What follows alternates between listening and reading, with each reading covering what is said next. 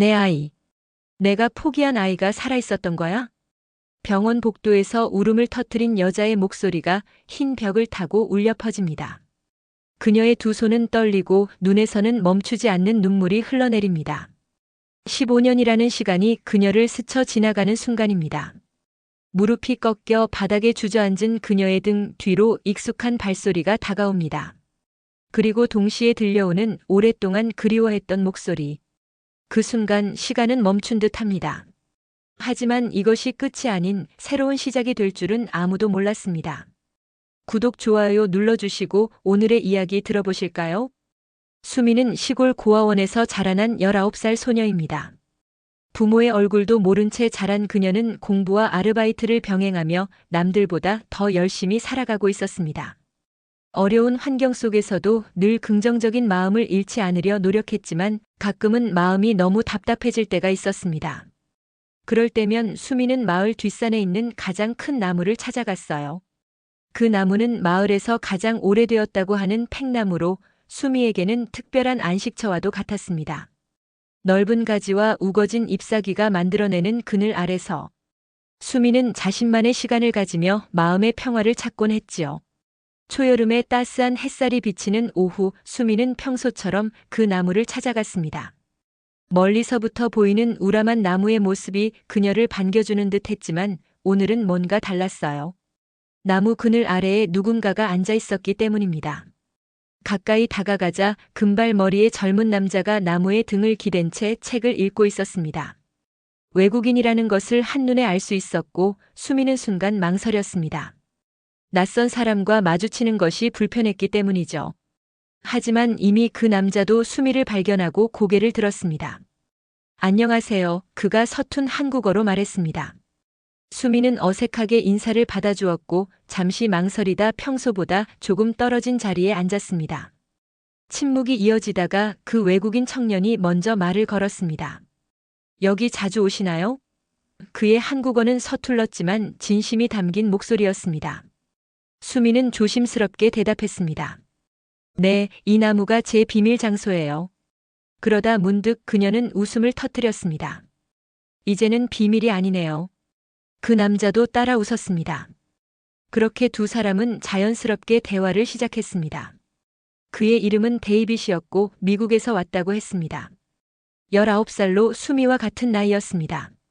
처음엔 어색했지만 대화가 이어질수록 두 사람은 공통점을 발견하며 가까워졌습니다.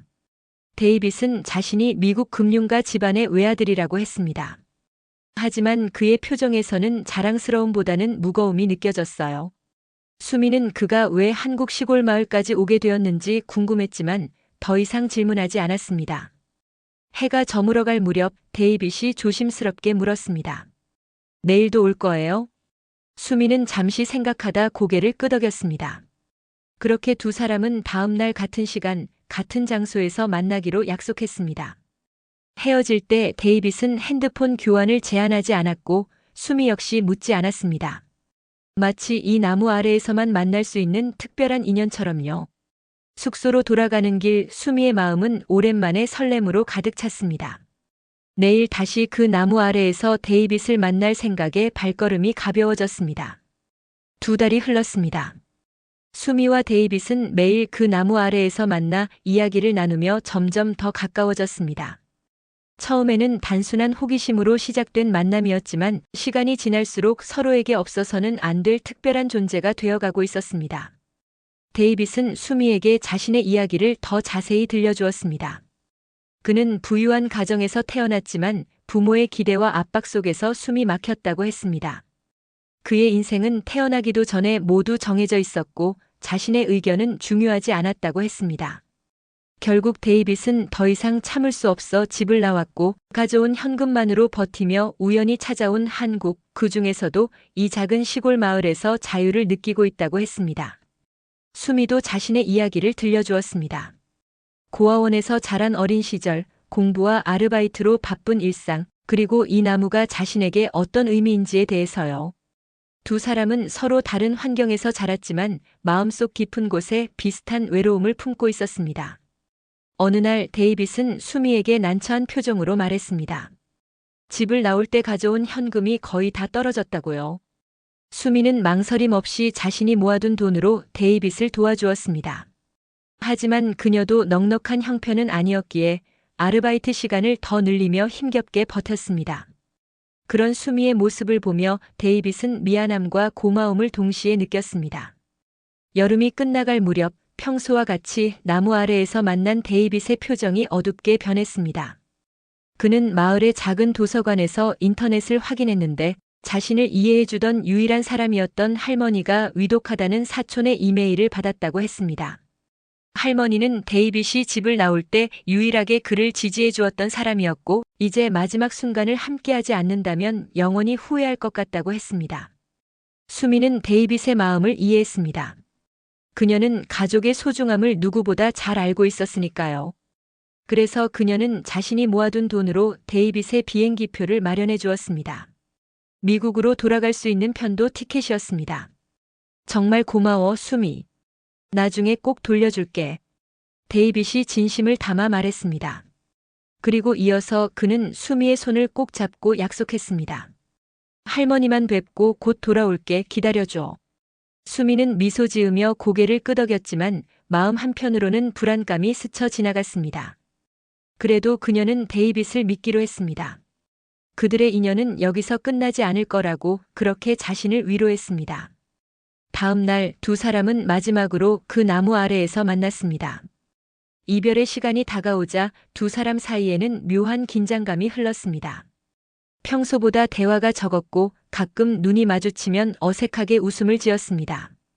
미국에 도착하면 연락할게, 데이빗이 마지막으로 말했습니다. 그는 수미에게 자신의 이메일 주소를 적어주었습니다. 핸드폰은 부모가 추적할까 염려되어 사용하지 않는다고 했습니다.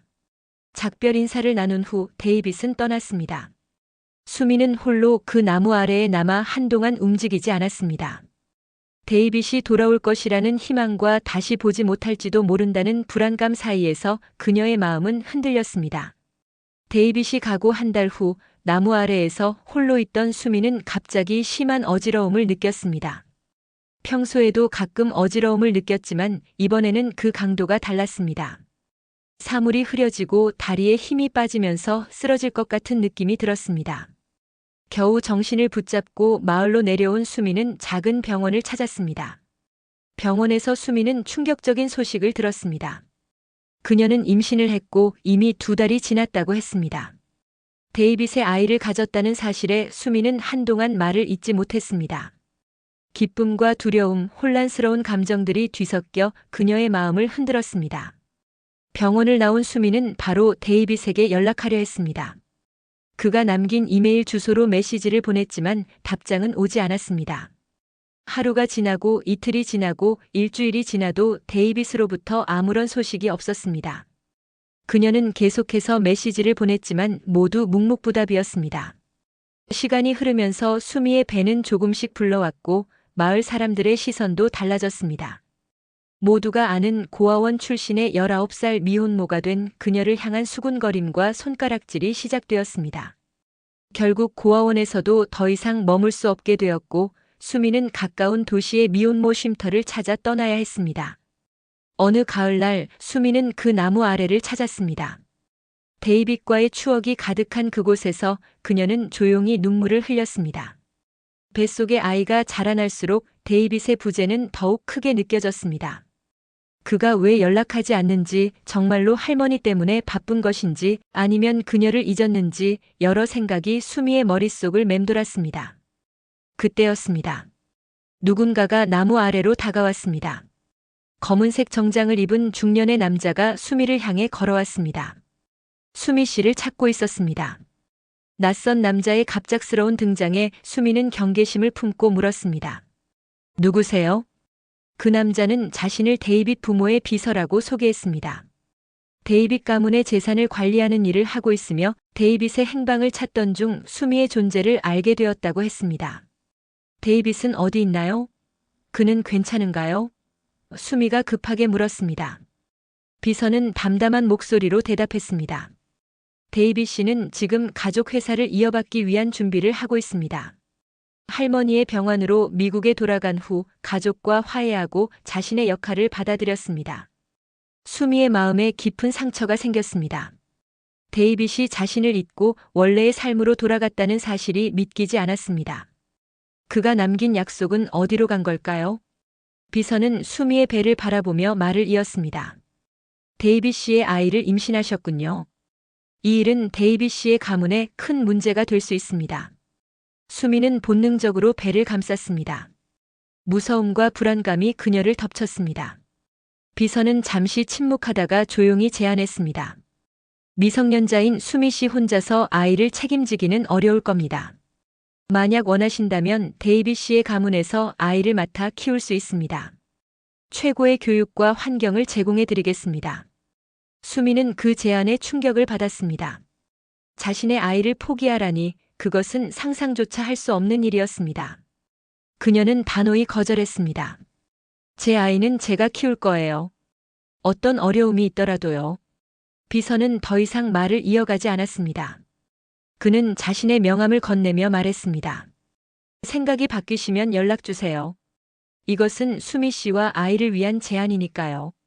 비서가 떠난 후 수미는 홀로 그 나무 아래에 남았습니다. 바람이 불자 나뭇잎들이 바스락거렸고 마치 그녀의 혼란스러운 마음을 대신 표현하는 것 같았습니다.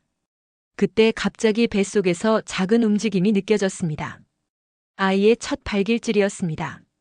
수미는 자신의 배에 손을 올리고 조용히 속삭였습니다. 괜찮아, 엄마가 있어. 엄마가 지켜줄게. 눈물이 그녀의 뺨을 타고 흘러내렸습니다. 하지만 이제 그녀는 혼자가 아니었습니다. 뱃속에서 자라나는 작은 생명과 함께였습니다. 그리고 그 생명을 위해 수미는 어떤 어려움도 이겨나갈 결심을 했습니다. 데이빗이 돌아오지 않더라도 그녀는 자신의 아이를 지키고 사랑으로 키울 것이라고 다짐했습니다. 수미는 한겨울 추운 날에 아들을 출산했습니다. 19살의 어린 나이에 홀로 진통을 견디며 아이를 낳는 것은 상상했던 것보다 훨씬 고통스러웠습니다. 하지만 작고 보드라운 살결의 아기가 그녀의 품에 안겼을 때 수미는 모든 고통을 잊었습니다. 수미는 아기의 작은 손가락을 만지며 이름을 불렀습니다. 우리 준. 한국어가 서툰 데이빗도 쉽게 부를 수 있는 이름을 골랐습니다. 아이의 눈과 코는 데이빗을 닮았고 이마와 입술 모양은 자신을 닮았습니다. 미혼모 쉼터에서의 생활은 녹록지 않았습니다. 수미는 준을 돌보면서 틈틈이 아르바이트를 했지만 수입은 턱없이 부족했습니다. 젖병, 기저귀, 분유. 아이를 키우는데 필요한 것들은 끝없이 늘어갔고 수미의 체력과 경제력은 한계에 다다르고 있었습니다. 어느 날 밤 준이 갑작스럽게 고열을 앓기 시작했습니다. 온몸이 불덩이처럼 뜨거워진 아이를 안고 수미는 급하게 병원으로 달려갔습니다. 의사는 폐렴 초기 증상이라며 입원을 권했지만 병원비를 어떻게 감당할지 막막했습니다. 바로 그때 그 비서가 다시 나타났습니다. 마치 이 순간을 기다리고 있었던 것처럼요. 그는 병실에 들어서자마자 아이를 유심히 바라보았습니다. 정말 데이빗을 닮았군요. 비서의 말에 수미는 아무 대답도 하지 않았습니다. 그는 다시 한번 제안했습니다. 수미 씨, 현재 상황에서는 준을 키우기 어려울 것입니다. 데이빗 가문에서 아이를 맡게 해주십시오. 수미는 자고 있는 준을 바라보았습니다. 아이의 작은 손가락이 꼼지락거리고 가느다란 숨결이 오르내렸습니다. 수미는 자신이 아이에게 무엇을 줄 수 있는지 생각했습니다. 좁은 방, 부족한 음식, 불안정한 생활. 그것이 전부였습니다. 제가 준을 다시 볼 수 있나요? 수미의 목소리가 떨렸습니다. 비서는 약속했습니다. 물론입니다. 정기적으로 연락드리고 준의 소식을 전해드리겠습니다. 수미는 눈물을 삼키며 고개를 끄덕였습니다. 아이의 미래를 위해 자신의 욕심을 버리기로 결심한 것입니다. 그날 밤 수미는 준을 품에 안고 마지막 밤을 보냈습니다. 엄마가 널 사랑한다는 걸 잊지 마. 그녀는 아이의 귀에 속삭였습니다. 하지만 그날 이후 수미에게 연락이 온 적은 한 번도 없었습니다. 며칠 후 수미는 충격적인 사실을 알게 되었습니다. 그녀의 주민등록은 말소되어 있었고 준은 무연고자로 입양 시스템에 들어가 있었습니다. 데이빗의 가문과는 아무런 관련이 없었던 것입니다. 절망에 빠진 수미는 준을 찾기 위해 경찰서와 입양기관을 찾아다녔지만 그 누구도 도움을 주지 않았습니다. 법적으로 그녀는 이미 아이를 포기한 상태였고 무연고 입양된 아이의 정보는 쉽게 공개되지 않았습니다. 수미는 마지막으로 그 나무를 찾아갔습니다. 추운 겨울바람이 나뭇가지 사이로 휘몰아쳤고 그녀의 슬픔에 공감하듯 나무도 슬피 흔들렸습니다. 수미는 나무 앞에 무릎을 꿇고 울었습니다. 언젠가 준을 다시 만날 수 있다는 희미한 희망을 안고 부끄럽지 않은 엄마가 되겠다고 다짐했습니다. 햇살이 밝게 비치는 오후 미국 뉴욕의 고급 아파트 거실에서 데이빗과 15살 소년 준이 마주 앉아 있었습니다. 두 사람 사이에는 무거운 침묵이 흘렀습니다. 준은 미간을 찌푸린 채 창밖만 바라보고 있었고 데이빗은 간간히 준의 표정을 살피며 어색하게 미소 지었습니다. 준, 이제 우리가 함께 살게 되어서 기쁘다. 데이빗이 조심스럽게 말을 건넸습니다. 준은 냉랭한 표정으로 대답했습니다. 이제 와서 아버지라고요? 필요 없어요. 도대체 어디 계셨어요? 데이빗의 얼굴에 슬픔이 스쳐 지나갔습니다. 그는 깊은 숨을 내쉬며 말했습니다. 난 내가 있는지조차 몰랐어. 어머니가 임신했다는 사실을 알았다면 꼭 돌아왔을 텐데. 준은 믿지 않는다는 듯 고개를 저었습니다. 보육원에서 자란 15년 그 긴 시간 동안 부모의 얼굴. 한 번 보지 못했던 그에게 데이빗의 말은 그저 변명으로 들렸습니다. 혼혈인 외모 때문에 또래들에게 따돌림 당하고 자신이 버려진 아이라는 사실을 매일 마주해야 했던 아픔을 데이빗은 알지 못했습니다. 데이빗은 자신의 이야기를 했습니다. 그는 무릎을 꿇고 준의 눈높이에 맞추어 이야기했습니다. 할머니의 병환으로 미국에 돌아온 후 부모는 데이빗의 일거수일투족을 감시했고 수미와의 연락은 차단당했습니다. 그가 한국으로 돌아가려 할 때마다 방해가 있었고 결국 가족의 압력에 굴복해 회사 일을 맡게 되었다고 설명했습니다. 그동안 너의 어머니를 찾기 위해 많은 노력을 했어. 하지만 그녀가 죽었다는. 준은 여전히 의심의 눈초리로 데이빗을 바라보았지만 그의 진심 어린 목소리에 조금씩 마음의 벽이 허물어지기 시작했습니다. 데이빗은 준에게 손을 내밀었습니다. 준은 잠시 망설이다가 그 손을 잡았습니다. 함께 한국에 가보지 않을래? 너의 어머니를 함께 찾아보자. 데이빗의 제안에 준은 놀란 눈으로 쳐다보았습니다. 그것은 준이 항상 꿈꿔왔던 일이었으니까요. 자신의 뿌리를 찾아 한국으로 가는 것, 그리고 자신을 낳아준 어머니를 만나는 것. 정말요? 준의 목소리가 살짝 떨렸습니다. 데이빗은 고개를 끄덕였습니다. 물론이야. 우리 함께 가족이 될 수 있도록 노력해보자. 준은 처음으로 데이빗을 향해 마음을 열었습니다.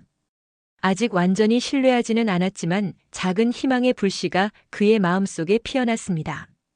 데이빗은 그날 저녁 준에게 수미와의 첫 만남을 이야기해 주었습니다. 큰 나무 아래에서의 우연한 만남, 그리고 그들이 나누었던 꿈과 희망에 대해서요. 너희 어머니는 정말 특별한 사람이었어. 그녀의 강인함과 따뜻함이 널 닮았구나. 준은 처음 들어보는 어머니에 대한 이야기를 들으며 조용히 눈물을 흘렸습니다. 그동안 자신이 버려졌다고 생각했지만 사실은 그렇지 않았을지도 모른다는 생각이 들었습니다. 그날 밤 준은 처음으로 데이빗을 아버지라고 불렀고 함께 한국으로 가는 것에 동의했습니다. 데이빗은 준을 바라보며 미소 지었습니다. 지금 눈앞에 있는 이 소년이 수미와의 사랑의 결실이라는 사실이 여전히 믿기지 않았습니다. 그는 마음속으로 다짐했습니다. 반드시 수미를 찾아내고 잃어버린 시간을 함께 되찾아야겠다고요. 그것이 그가 할 수 있는 유일한 속죄였습니다. 햇살이 밝게 비치는 오후 경기도의 한 카페에서 데이빗과 15살 소년 준이 마주 앉아 있었습니다. 두 사람 사이에는 무거운 침묵이 흘렀습니다. 준은 미간을 찌푸린 채 창밖만 바라보고 있었고 데이빗은 간간히 준의 표정을 살피며 어색하게 미소 지었습니다. 준, 이제 우리가 함께 살게 되어서 기쁘다. 데이빗이 조심스럽게 말을 건넸습니다. 준은 냉랭한 표정으로 대답했습니다. 이제 와서 아버지라고요?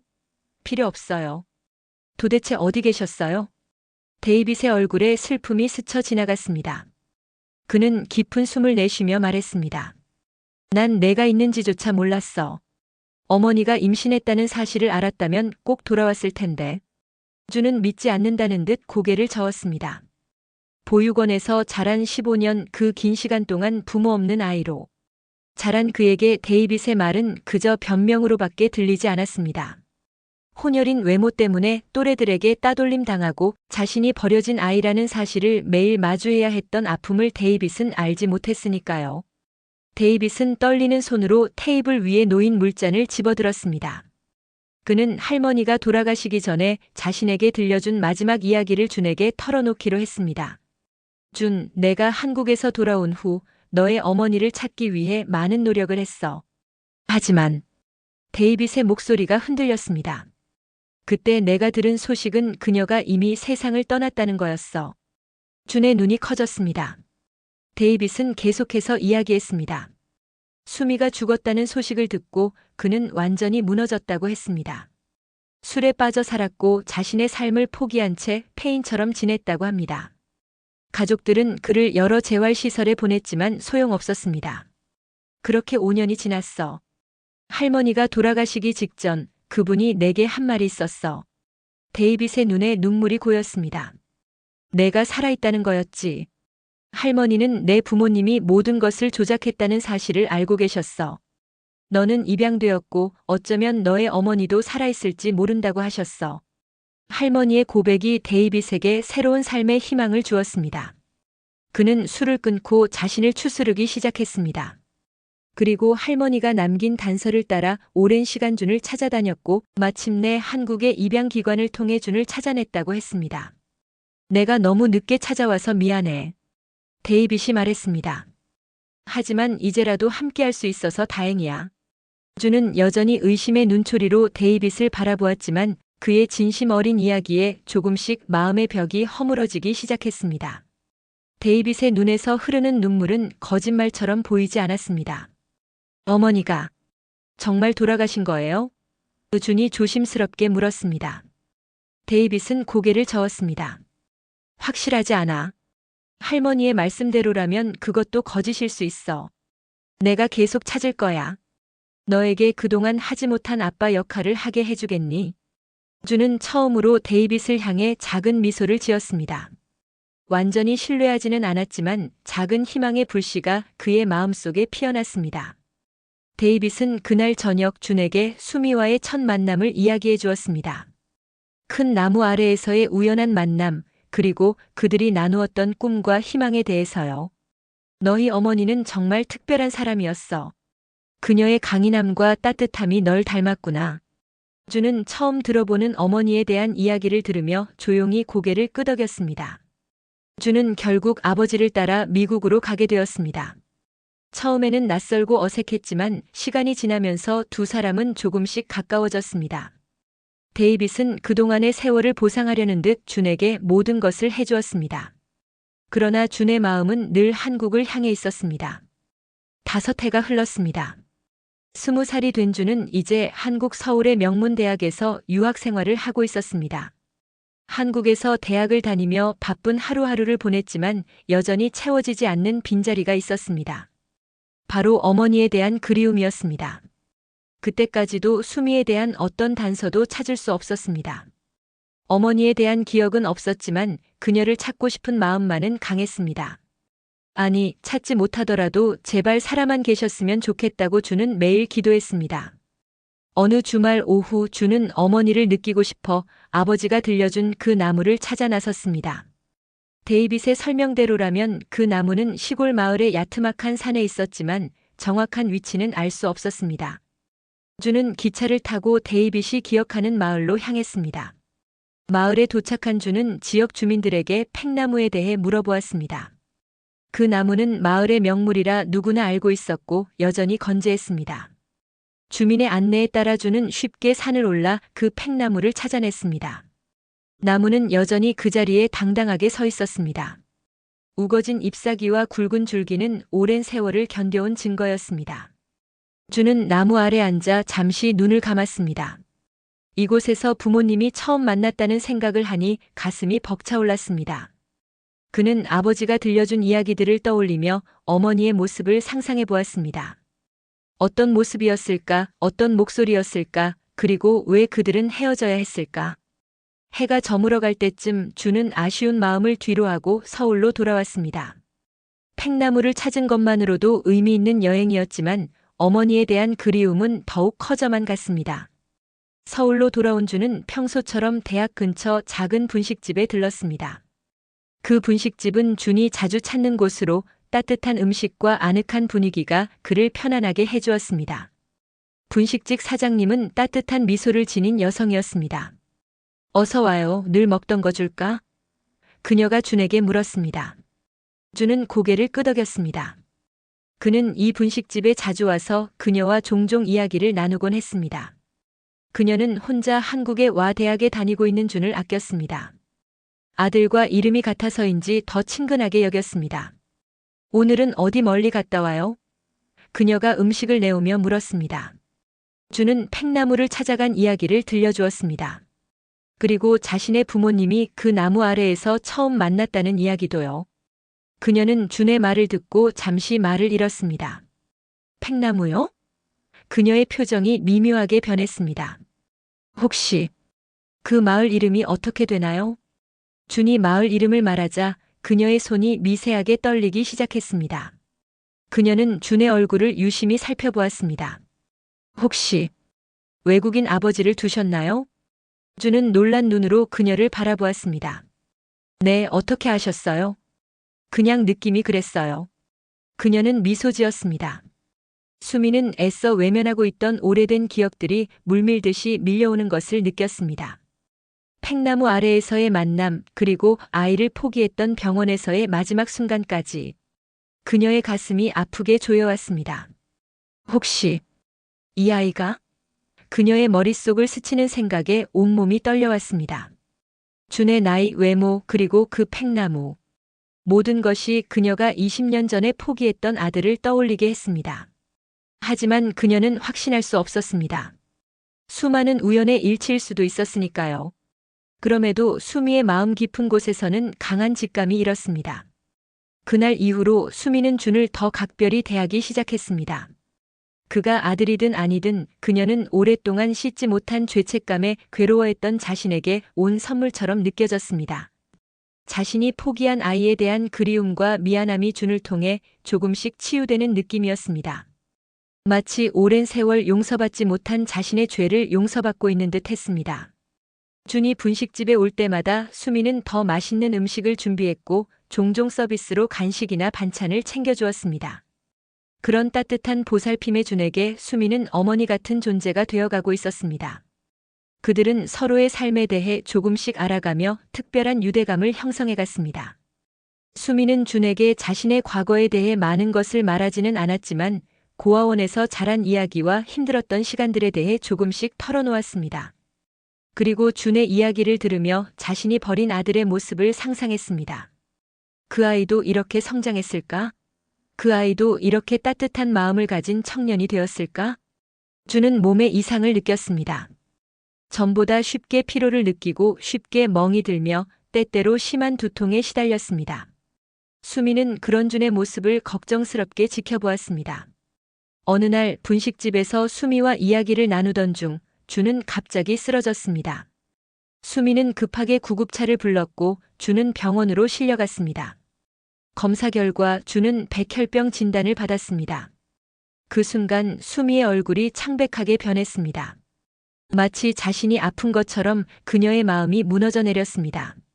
만약 이 아이가 정말 내 아들이라면.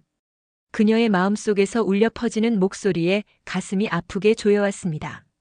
어쩌면 이것이 자신이 저지른 잘못에 대한 대가일지도 모른다는 생각에 수미는 눈물을 삼켰습니다. 그리고 그 순간 그녀는 결심했습니다. 준이 누구든 그를 지키기 위해 자신이 할 수 있는 모든 것을 하겠다고요. 백혈병 진단 이후 준의 상태는 급격히 악화되었습니다. 의사들은 골수 이식이 시급하다고 판단했고 데이빗에게 연락이 갔습니다. 수미는 병원에서 준을 지키며 밤낮으로 그를 돌보았습니다. 병원 의사는 준의 병상에서 상황의 심각성을 설명했습니다. 가족 중에 적합한 골수 기증자를 찾아야 합니다. 가족은 언제 오나요? 준은 고개를 저었습니다. 준은 고개를 저었습니다. 미국에 아버지가 계시지만 연락이 안 돼요. 매년 이맘때쯤이면 두어 달 동안 모든 연락을 끊고 여행을 떠나시거든요. 데이빗은 해마다 수미를 만났던 초봄 즈음엔 어딘가로 훌쩍 떠나곤 했다. 그의 오랜 습관이었다.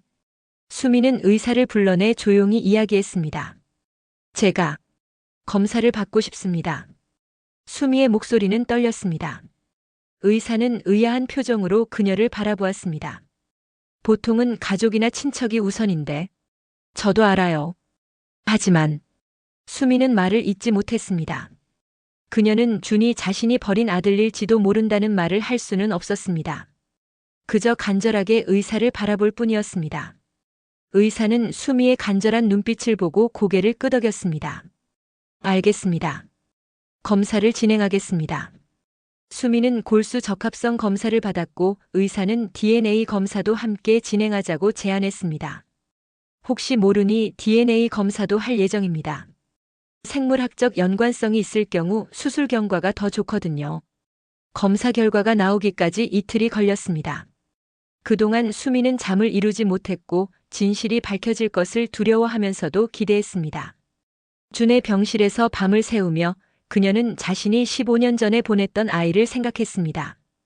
그 아이가 정말 준일까? 그렇다면 이것은 운명의 재회일까? 마침내 결과가 나왔을 때 의사는 놀란 표정으로 수미를 병원 사무실로 불렀습니다. 수미 씨, 당신의 골수가 준 군과 완벽히 일치합니다. 그리고 의사는 잠시 말을 멈추고 DNA 검사 결과지를 보여주었습니다. DNA 검사 결과 모자 관계가 확인되었습니다. 그 말을 듣는 순간 수미의 온몸이 떨렸습니다. 오랫동안 가슴에 품어온 의심이 현실이 되는 순간이었습니다. 그녀의 눈에서 눈물이 쏟아졌고 무릎이 꺾여 바닥에 주저앉았습니다. 내 아이. 내가 포기한 아이가 살아있었던 거야? 수미의 울음소리가 병원 사무실에서 복도로 울려 퍼졌습니다. 그 순간 미국에서 막 도착한 데이빗이 병원 복도를 걸어오고 있었습니다. 그는 울음소리를 따라 사무실로 다가왔고 문 앞에서 무릎을 꿇고 울고 있는 여성을 발견했습니다. 데이빗은 처음에 그녀가 누군지 알아보지 못했습니다. 하지만 그녀가 고개를 들어 얼굴을 보였을 때 데이빗의 온몸이 얼어붙었습니다. 그 눈, 그 입술. 그가 오랫동안 그리워했던 얼굴이 있었습니다. 수미? 데이빗의 목소리가 떨렸습니다. 수미는 눈물에 젖은 얼굴을 들어 데이빗을 바라보았습니다. 데이빗?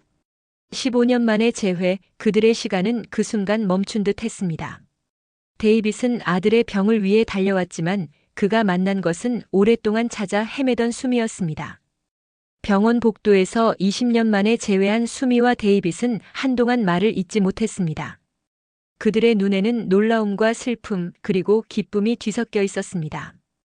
병원 복도에서 마주친 두 사람의 시간은 그 순간 멈춘 듯 했습니다. 8장 새로운 시작. 수미? 데이빗이 병원 복도에서 울고 있는 여성을 향해 조심스럽게 다가갔습니다. 울음을 그친 여성이 고개를 들어 데이빗을 바라보았을 때 그는 잠시 당황했습니다. 익숙한 얼굴이었지만 15년이라는 세월이 그녀의 모습을 많이 변화시켜 놓았습니다. 아, 죄송합니다. 제가 잘못 봤네요. 데이빗은 당황해하며 사과했습니다. 제 아들이 입원해 있어서요. 병실을 찾고 있습니다. 여성은 눈물을 닦으며 자세히 데이빗을 살펴보았습니다. 그때 의사가 다가와 데이빗에게 말했습니다. 데이빗 씨, 이쪽입니다. 준 군의 병실로 모시겠습니다. 데이빗은 급히 의사를 따라 준의 병실로 향했습니다. 준은 창백한 얼굴로 침대에 누워 있었지만 아버지를 보자 희미하게 미소를 지었습니다. 아버지, 결국 연락이 닿았네요. 데이빗은 준의 손을 꼭 잡았습니다. 미안해, 여행 중이었어. 소식 듣자마자 바로 왔어. 의사는 준의 상태가 위중하며 골수 이식이 시급하다고 설명했습니다. 데이빗은 즉시 검사를 받겠다고 했습니다. 그때 병실 문이 조용히 열리고 복도에서 만났던 그 여성이 들어왔습니다. 안녕하세요. 준이 여성을 향해 작게 손을 들어 인사했습니다. 데이빗은 의아한 표정으로 여성을 바라보았습니다. 당신은? 의사가 상황을 설명했습니다. 이분은 수미 씨입니다. 준 군이 평소 자주 찾던 분식집 주인이죠. 준 군이 쓰러졌을 때 구급차를 불러주셨고 지금까지 많이 도와주셨습니다. 데이빗의 얼굴이 창백해졌습니다. 그제서야 그는 그녀가 정말 수미라는 것을 깨달았습니다.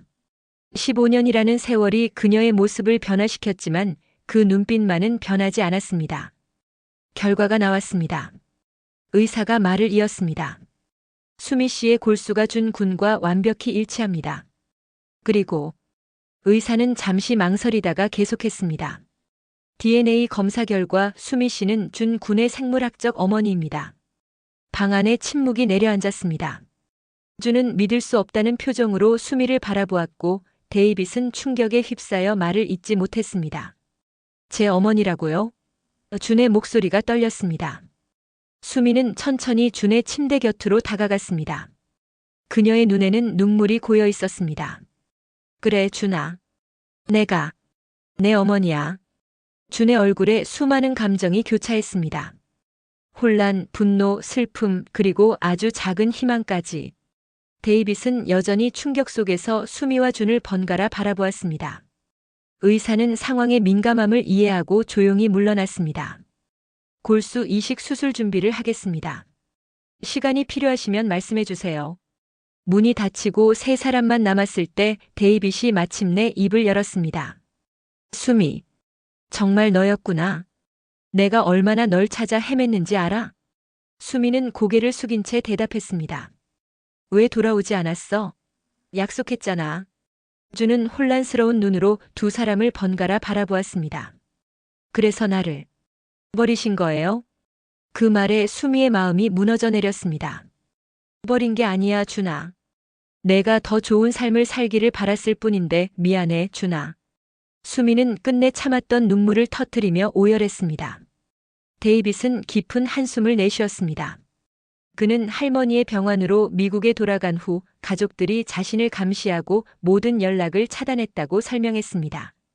그가 한국으로 돌아가려 할 때마다 방해가 있었고 결국 가족의 압력에 잠시 굴복한 사이 수미의 연락처가 모두 사라졌다는 것입니다. 할머니가 돌아가시고 나서야 내가 얼마나 어리석었는지 깨달았어. 널 찾기 위해 다시 한국에 왔지만 내가 죽었다는 소식을 들었어. 데이빗의 눈에서 눈물이 흘러내렸습니다. 수미는 놀란 눈으로 고개를 들었습니다. 죽었다고? 누가 그런 말을? 그녀는 갑자기 그 비서의 얼굴이 떠올랐습니다. 그녀의 주민등록을 말소시키고 준을 무연고자로 만든 사람. 데이빗에게도 거짓 정보를 흘린 것이 분명했습니다. 수미는 준에게 자신의 이야기를 들려주었습니다. 경제적 어려움 속에서 아이를 키우기 힘들었던 상황, 데이빗 가문의 비서라는 사람이 찾아와 아이를 맡아 좋은 환경에서 키워주겠다고 약속했던 일, 그리고 그 약속이 모두 거짓이었다는 사실을 알게 되었을 때의 절망까지. 나는 우리 준이가 좋은 환경에서 자랄 거라고 믿었는데 보육원이라니. 수미의 무너지는 마음이 그녀의 얼굴에 고스란히 드러났습니다. 준은 오랫동안 침묵했습니다. 그는 지금까지 자신이 버려진 아이라고 생각했습니다. 하지만 지금 그의 앞에는 눈물을 흘리며 자신을 바라보는 어머니가 있었고 그녀의 선택에는 사랑이 깃들어 있었다는 것을 조금씩 이해하기 시작했습니다. 수술 해주실 거예요? 준이 작은 목소리로 물었습니다. 수미는 눈물을 훔치며 고개를 끄덕였습니다. 당연하지. 이번에는 절대로 널 떠나지 않을 거야. 데이빗은 수미에게 그런 고생을 시킬 수 없다며 조직 검사를 했지만 안타깝게도 데이빗의 골수는 수미보다는 적합도가 떨어졌습니다. 결국 수미와 준은 나란히 수술실에 들어갔습니다. 뒤늦게 모자의 정이 싹 튼 이들은 수술실에 가는 동안 서로의 손을 꼭 붙잡고 있었습니다.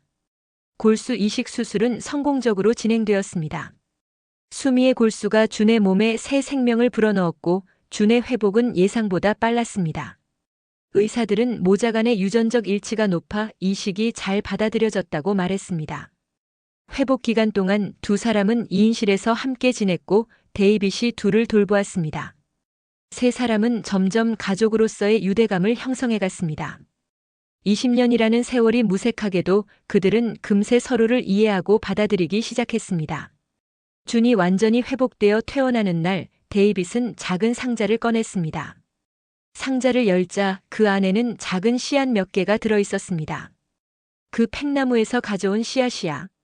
언젠가 수미를 다시 만나면 함께 심으려고 했어. 수미와 준의 눈에 눈물이 맺혔습니다. 데이빗은 계속해서 말했습니다. 이 씨앗처럼 우리 가족도 이제 새롭게 시작할 수 있을 거야. 비록 15년이라는 시간이 흘렀지만 우리의 인연은 끊어지지 않았어. 그날 오후 세 사람은 정원에 함께 씨앗을 심었습니다.